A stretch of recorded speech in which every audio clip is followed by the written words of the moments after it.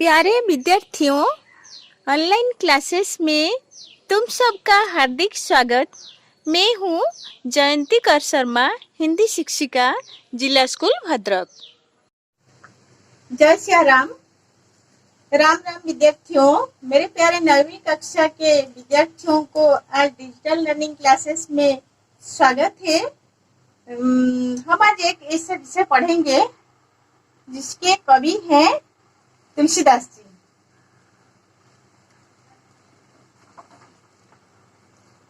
तुलसी काया खेत है, मनसा भाइयों के साथ, पाप पुण्य दो बीज है, भूवे सोलू निदान रे मनुआ, भूवे सोलू निदान। बहु सुता बहु रुचि बहु वचन बहुआचार व्यवहार, इनको भला मनाइबो इह ज्ञान पार रे मनवा, इह ज्ञान पार। ये तुलसीदास के दोहे हैं जिसे हम पढ़ने जा रहे हैं आज। मैं सैंपल पर कुछ कठिन शब्दों का अर्थ लिख दी हूँ, तुम लोग अपनी कॉपी में इसे लिखो और हम शुरू करेंगे इस पद्य को, ये दोहे को। तुलसी काया खेत है, मनसा भयो किसान, पाप पुण्य दो बीज है, बुबे सोलुने निदान। बहु सुत बहु रुचि बहु वचन बहु आचार व्यवहार, इनको भलो मनाइबो यह अज्ञान अपार। इसके कवि तुलसीदास जी हैं। पहले हम कवि के जीवन परिचय पढ़ेंगे और इसके बाद हम विषय जो दोहे हैं इसको समझेंगे। कवि परिचय। हिंदी साहित्य की भक्ति काल में गोस्वामी तुलसीदास का स्थान सर्वोपरि है। ये हिंदी साहित्य के भक्ति काल के कवि हैं तुलसीदास जी। तुलसीदास का जन्म सन 1532 में भाद्र शुक्ल एकादशी मंगलवार को हुआ। 1532 में वे जन्म हुए थे। उनके पिता का नाम आत्माराम और माता का नाम तुलसी था। पिता का नाम आत्माराम और माता का नाम तुलसी था। जन्म लेते ही तुलसीदास ने राम नाम का उच्चारण किया, इसलिए उन्हें रामबोला के नाम से भी पुकारा गया।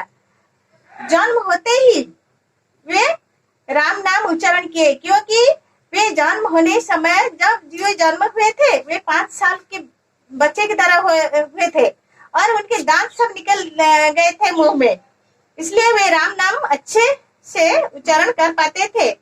और उनका बचपन का नाम था रामबोला। उन्हें रामबोला नाम से बुलाया जाता था। तुलसीदास के गुरु श्री नरहरि दास थे। वे आध्यात्मिक गुरु थे। नरहरि दास उसके आध्यात्मिक गुरु थे। तुलसीदास का विवाह दीनबंधु पाठक की कन्या रत्नावली से हुआ। रत्नावली उनकी पत्नी है। पत्नी की प्रेरणा से तुलसीदास अपना घर छोड़कर बैरागी हो गए। वे काशी में रहे और सांसारिक विषय वासनाओं को त्याग कर राम भक्ति में लीन हो गए। ये राम भक्त थे, राम के श्रेष्ठ भक्त थे तुलसीदास। वे अवधी और ब्रज भाषा में काव्य रचना करते रहे। उनके भाषा थे अवधी और ब्रज भाषा। ये दोनों भाषा में अपने दोहे को रचना किए थे। तुलसीदास की प्रमुख रचनाएं है रामचरितमानस, कवितावली, गीतावली, दोहावली, बरबई रामायण, रघुवर श्लोका, जानकी मंगल, श्री राम लल्ला नछू, श्री पार्वती मंगल और विनय पत्रिका। उनके सर्वश्रेष्ठ महाकाव्य है रामचरितमानस, जिस काव्य को लिखने के लिए उन्हें 2 साल 7 महीना बीत गया। ये एक श्रेष्ठ काव्य है, महाकाव्य। हिंदी रामायण जैसे हमारा उड़िया रामायण है, वैसे ही हिंदी रामायण तुलसीदास जी ने लिखे हैं। रामचरितमानस इसका नाम है और इसे तुलसीदास ने लिखे हैं। हम आएंगे उनके ये रामचरितमानस उनका पहला ग्रंथ है, सबसे श्रेष्ठ काव्य है रामचरितमानस, यह उनका पहला ग्रंथ है। हम आएंगे उनके दोहे पर।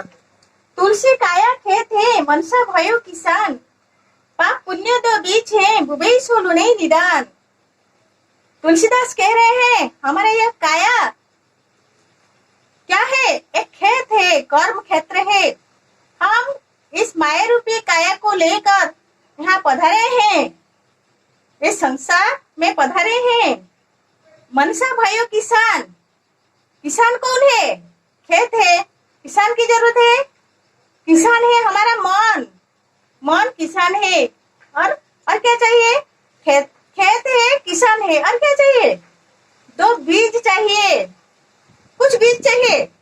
बीज दो है, पाप और पुण्य, दो बीज है। जैसे हम बोएंगे, कुछ खेती करेंगे, खेत में हम बोएंगे, अगर ज्यादा हम पाप को बोएंगे, हम पाप का फल हमें भोगना पड़ेगा। अगर हम पुण्य करेंगे या पुण्य का बीज बोएंगे तो पुण्य फल हमें भोगना पड़ेगा। इसलिए ये जो संसार में हम आए हैं, हम ज्यादा पाप कर रहे हैं। ये माया रूपी शरीर को लेकर हम आए हैं, और माया के कारण हम ज्यादा लोभ के कारण हम बहुत ही गलत राह पर चले जाते हैं और बहुत पाप करते हैं, पाप की कमाई भी करते हैं। यह करना ठीक नहीं है। इसलिए मन जो चाहता है हम कर सकते हैं, इसे मन को थोड़ा रुकना चाहिए। मन के जो वेग है ना, उसे धीरे धीरे कमाना चाहिए, क्योंकि मन जो चाहेगा यह भी कर सकेगा। इसलिए विवेक या आत्मा रूपी नारायण हमारे दिल में है, वे जो निर्देश देते हैं या हमें जहाँ लेते हैं हम जाएंगे। भगवान है हमारे दिल में, हर एक दिल में भगवान है। इसलिए हमें विवेक के अनुसार या अपनी आत्मा को पूछकर जो भी करना चाहिए, कभी भी गलत राहों पर मत चलना। इसलिए कि पाप पुण्य दो जो रास्ते हैं, हम जैसे जिस रास्ते पर हम जाएंगे वैसे ही फल पाएंगे। अगर तुम पढ़ाई नहीं करोगे तो फल क्या पा सकोगे, अच्छे से पढ़ाई करोगे या मेहनत करोगे तो अच्छा फल पा सकोगे। इसलिए अच्छे काम करो, कभी भी बुरे काम मत करो, क्योंकि ये छोटी सी जिंदगी है, छोटी सी जिंदगी है। हर बात में खुश रहो।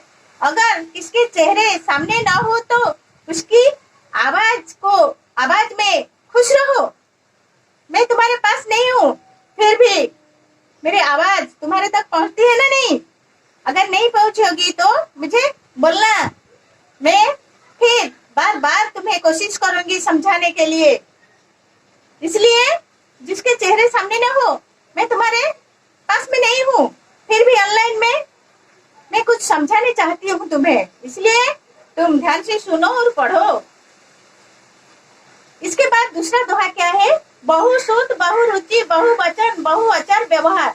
बहुसुत जिसके बहुत संतान है, बहुरुचि जिसके आचार व्यवहार बार बार बदलते हैं और वे ठीक से चिंता नहीं कर सकते हैं। बहुवचन जैसे हम एक कहावत है, काम ज्यादा बातें कम। हमेशा बातें कम करना चाहिए, काम ज्यादा करना चाहिए। इसलिए जो बहुवचन जो बार बार बहुत बात बोलते हैं, उनको कभी भी उनको मदद नहीं करना चाहिए। बहु आचार व्यवहार जिसके आचार ठीक नहीं है, व्यवहार ठीक नहीं है, उन लोगों को भी मदद करना नहीं चाहिए। क्योंकि भगवान ने हम सबको जन्म दिए हैं कुछ अच्छे काम करने के लिए। अगर वे कोई गलत करें तो भगवान सोचेंगे उन्हें क्या फल देंगे। इनको भलो मनाइबो ये अज्ञान अपार। इसलिए कभी भी इन लोगों को, ये जो अज्ञान है, ये लोग, इन लोगों को कभी भी उपदेश मत देना, क्योंकि वे लोग सही रास्ते पर नहीं जाते हैं। कि हमेशा जैसे तुलसीदास अपने बचपन में बहुत कष्ट संघर्षपूर्ण जीवन बिताए हैं और हमें कुछ संदेश दे रहे हैं इस दोहे के माध्यम से। हम उनके दिए हुए उपदेश के अनुसार हम अपनी जिंदगी को उस राहों पर लेना चाहिए, क्योंकि छोटी सी जिंदगी है वो, हमारा जीवन बहुत छोटा है, थोड़े दिन के लिए हम यहाँ आए हैं। बहुरुत बहुसुत बहुरुचि बहुवचन बहुआचार व्यवहार इनको भलो मनाइबो, यह अज्ञान अपार। ये अज्ञान लोगों को कभी उपदेश देना नहीं चाहिए, क्योंकि वे सही रास्ते पर नहीं जाते हैं। और इसका सारांश मैं फिर एक बार बता देती हूँ तुम्हें भी। बच्चों देखो, तुम्हारे हंसते खिलखिलाते चेहरे अगर हम मेरे सामने नहीं है और मैं तुम्हारे पास नहीं हूँ, फिर भी तुम्हारे जो तालियों की गड़गड़ाहट और तुम्हारे हंसते खिलते चेहरे की मुस्कुराहट देखकर हमें ताकत मिलते हैं और हम पढ़ाने की मोटिवेशन में हम रहते हैं। परंतु अभी ये जो महामारी कोरोना के कारण हम तो सब कष्ट पा रहे हैं, फिर भी अगर तुम्हारे पास में कोई कठिनाई है और सवालों कुछ समझने के लिए है तो घबराने की बात नहीं, परेशान मत रहो बेटे, मुझे पूछना और कमेंट बॉक्स में डालना, मैं जरूर तुम्हें बता दूंगी। फिर एक बार मैं सारांश बोल रही हूँ। मानव का शरीर कर्म क्षेत्र है, उसका मन किसान है। पाप पुण्य दो बीज है, जो जैसा बीज बोता है वह उसी प्रकार फल प्राप्त करता है। मतलब यह है कि मनुष्य जैसा कर्म करता है उसी के अनुसार फल पाता है। जानबूझकर गलती करने वाले को उपदेश देना मूर्खता है। जिस व्यक्ति की अनेक संतान हो और अनेक कामनाएं हैं, इच्छाएं हैं और समय अनुसार जिनके आचार व्यवहार बदलते हैं, उन लोगों की भलाई चाहना मूर्खता है। उन लोगों को कभी मदद करना नहीं चाहिए, ये सब मूर्ख है। हम भी उनके साथ मूर्ख हो जाएंगे। मुझे भगवान दंड देंगे अगर वे गलत राह पर चलेंगे, तो भगवान सोचेंगे उन्हें क्या देना चाहिए। बस ये कविता का नाम तुलसी के दोहे हैं। तुलसीदास दो दोहे यहाँ लिखे हैं और पहला दोहा दूसरा दोहा हम तो आज पढ़ लिए हैं। इसके बाद मैं तुम्हें कुछ सवाल पूछूंगी और जो तुम्हें जो पूछना है मुझे पूछ सकते हो। और तुम हमेशा अपने को ख्याल रखना और परिवार में ठीक से रहना और पढ़ाई सही समय पर सही वक्त पर पढ़ाई करना और माँ बाप को सम्मान देना। आज इतना ही, फिर मिलेंगे इसके बाद हम। मैं इन कठिन शब्दों का अर्थ फिर एक बार बता रही हूँ। काया का अर्थ है शरीर, मनसा का अर्थ मन, दो का अर्थ है दो, बुबे का अर्थ है बोता है, लूने का अर्थ है प्राप्त करता है, बहुसुत का अर्थ अनेक संतान, बहुरुचि का अर्थ है अधिक कामना, अपार का अर्थ है ज्यादा, आचार व्यवहार का अर्थ है आचार व्यवहार। विद्यार्थियों, तुम्हारे लिए कुछ सवाल हैं, लिखो। खेत किसे कहा गया है? पहला सवाल, खेत किसे कहा गया है? दूसरा सवाल, मानव के शरीर को क्या कहा गया है? तीसरा सवाल, दो बीज कौन कौन से हैं? चौथा सवाल, समानार्थी शब्द लिखो। काया, किसान, सूत, मनसा। बस इसको सवालों का जवाब अपने कॉपी में करना। फिर मिलेंगे अगले क्लास में। सुखी रहो।